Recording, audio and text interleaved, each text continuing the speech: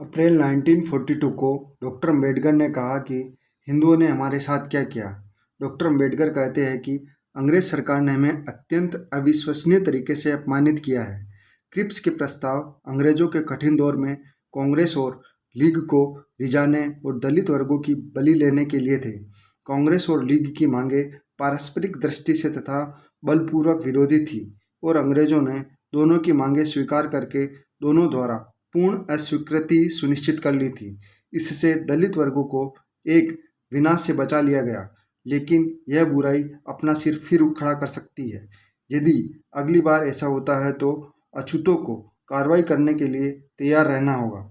यदि यह नहीं बता सकते कि यह कार्रवाई संवैधानिक अथवा असंवैधानिक, हिंसात्मक अथवा अहिंसात्मक, शांतिपूर्ण अथवा क्षुब्धकारी किस प्रकार की होगी, डॉक्टर अम्बेडकर ने घोषणा की कि आपको संविधान सभा का दोबारा सामना करना पड़ सकता है।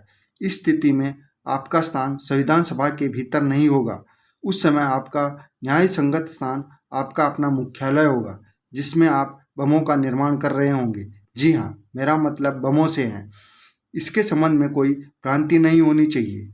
हम लोग कई अन्य लोगों की तुलना में हैंड ग्रेनेड को अच्छी तरह संभाल सकते हैं। डॉक्टर अम्बेडकर ने कांग्रेस से कहा, आप स्वराज के लिए लड़ रहे हैं, मैं आपके साथ लड़ने को तैयार हूँ और मैं आपको यह विश्वास दिलाता हूँ कि मैं आपसे बेहतर लड़ाई लड़ सकता हूँ। मेरी केवल एक शर्त है, मुझे बताएं स्वराज में मेरे को क्या हिस्सा मिलेगा। यदि आप मुझे यह नहीं बताना चाहते हैं तो मेरी पीछे अंग्रेजों के साथ मेल मिलाप करते हैं तो मुझे आप दोनों से कोई परवाह नहीं। डॉक्टर अम्बेडकर आगे कहते हैं कि आज आप उन सभी बुराइयों से मुक्त हो चुके हैं। प्रातःकाल की सफ़ेद बर्फ की तरह से आप अब अंधविश्वासों में लिप्त उच्च जातियों के पुरुषों और महिलाओं के समक्ष उपस्थित है, जो जाति के मराठा और भंडारी है। सामाजिक और सांस्कृतिक दृष्टि से आपसे मिलो पिछड़े हुए हैं। मैं बहुत लंबे समय तक यह सोचता था कि हम हिंदू समाज को उनकी बुराइयों से मुक्त कर सकते हैं और समानता के आधार पर दलित वर्गों को उसमें शामिल कर सकते हैं। इसी उद्देश्य से महार चावदार टैंक सत्याग्रह तथा नासिक मंदिर प्रवेश सत्याग्रह प्रेरित हुए। इसी उद्देश्य को लेकर हमने मनुस्मृति जला दी और बड़े पैमाने पर जनेऊ संस्कार किए, पर अनुभव ने मुझे बढ़िया सिखाया है।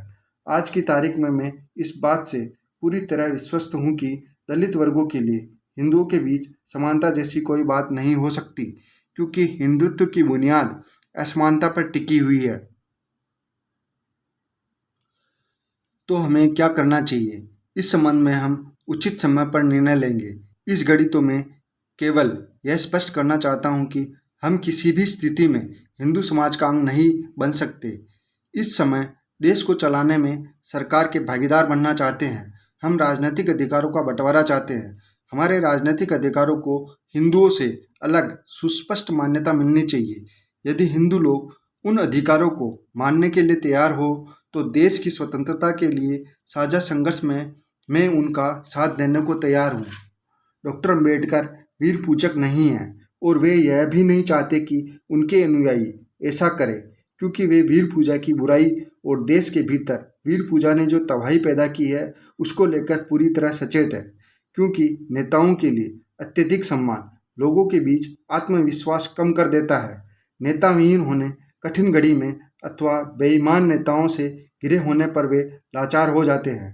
डॉक्टर अम्बेडकर ने कहा, हिंदू समाज की गिरावट और उसकी गिरी हुई स्थिति के बने रहने का एक बड़ा कारण कृष्ण का इस आशय का आदेश है कि जब कभी दुविधा पेश हो तो उन्हें अपने आप को निराशा के संशय दलदल से बचने के लिए उसके अवतार की तलाश करनी चाहिए। इसी बात ने कठिनाई के समय हिंदू समाज को असहाय बना दिया है। मैं यह नहीं चाहता कि अछूत या दलित इस तरह की विनाशकारी शिक्षा ग्रहण करें। मैं यह नहीं चाहता कि आप अपने उद्धार के लिए किसी एक व्यक्तित्व पर निर्भर हो। आपका उद्धार आपके अपने प्रयासों के माध्यम से आपके अपने हाथों से होना चाहिए। डॉक्टर अम्बेडकर ने अंग्रेज सरकार और साथ ही हिंदुओं के लिए एक चेतावनी दी और डॉक्टर अम्बेडकर ने कहा, अंग्रेज सरकार को यह याद रखना चाहिए कि शक्ति के हस्तांतरण के समय दलित वर्गों को उपयुक्त गारंटी दी जाए यदि वे ऐसा नहीं करते तो दलित वर्ग उसके पास जितनी भी शक्ति है उसके बल पर अंग्रेजों से लड़ेंगे। यदि हिंदू लोग दलित वर्गों को समुचित गारंटी प्रदान करते हैं तो वे उनके साथ कंधे से कंधा मिलाकर युद्ध लड़ेंगे, अन्यथा उनके साथ कोई समझौता नहीं हो सकता।